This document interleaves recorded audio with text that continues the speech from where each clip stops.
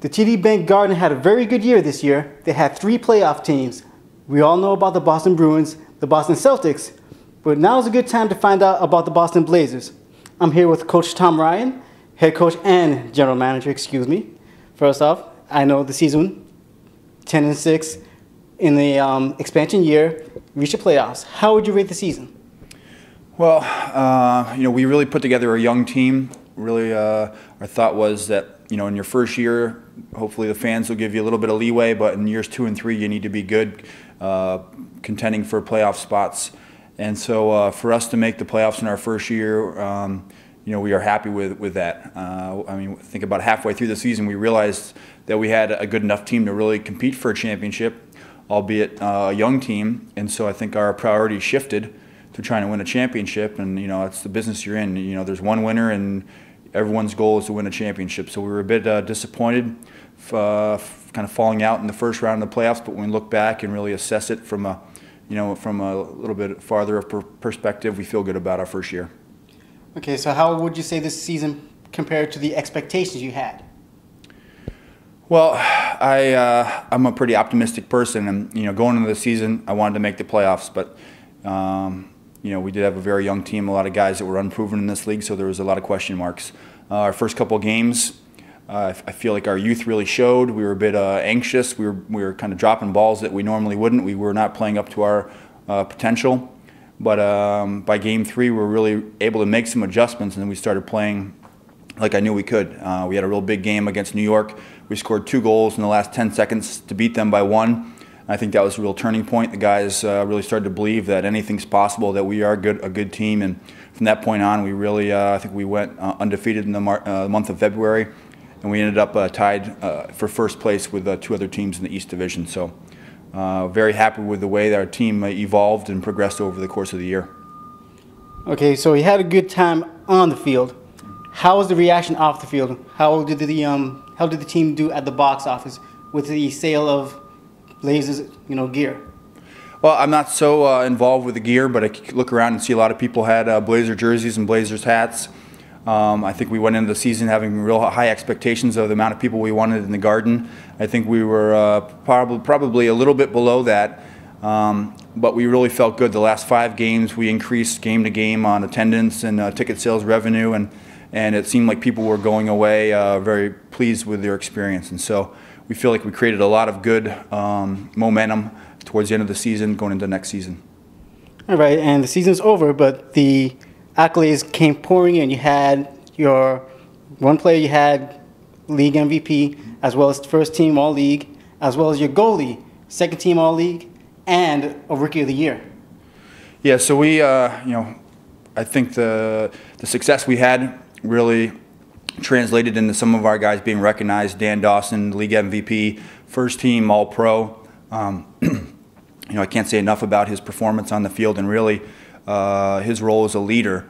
We had such a young team that the guys really looked up to him, and he had a very important part in our success this year.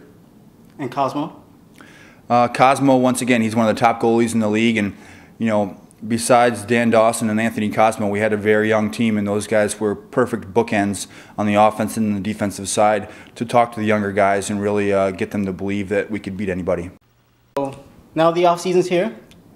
I don't know what the plans are, but I noticed that you do have some players that are involved with the MLL. You got 5 guys currently on the Boston Cannons. Mm-hmm.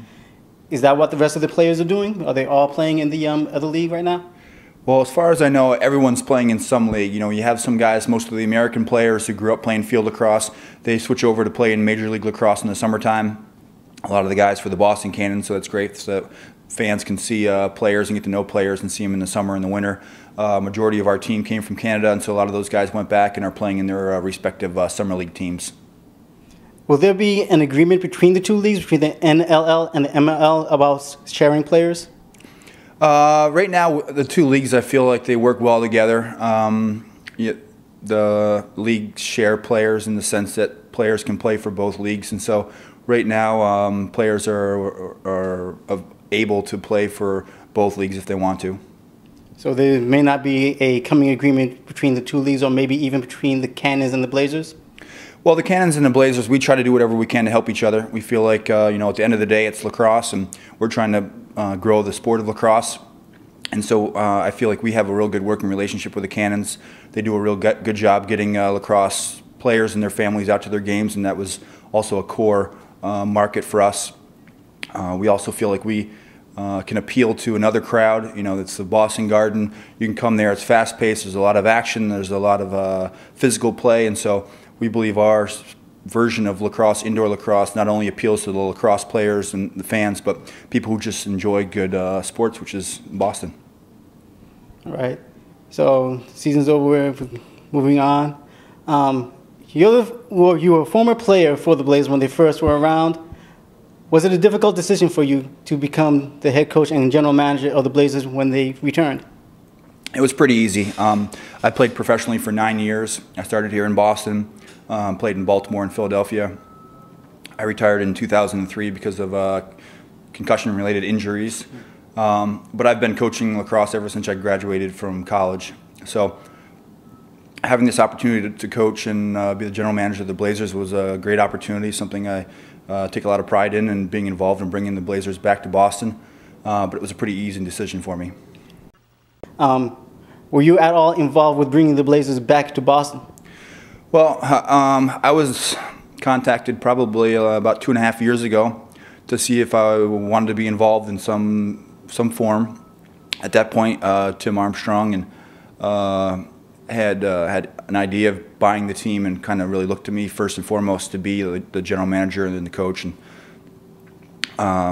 so I wasn't involved in the very first step, but I've been involved for 2.5 years. So it took 2 years to bring the Blazers back. How did the process evolve from the beginning to having the players and the team in place? Yeah. Well, when we started a little over 2 years ago, you know, there was a team and myself, and that was about it. And 2 summers ago, we really worked to try to get things like get turf and sign the arena deal with the Garden, and do some grassroots marketing. And you know, it really took us all of a 1.5 years to get ourselves to the point where we felt comfortable about launching the team. We didn't want to just say, okay, we're opening doors now, come and see us. We wanted to make sure that we had all our ducks in line so that when we opened with a bang. Okay, now considering this is interesting, I noticed 2009 Blazers come back. It was 1989 and where they first came onto the field, so it's literally 20 years ago.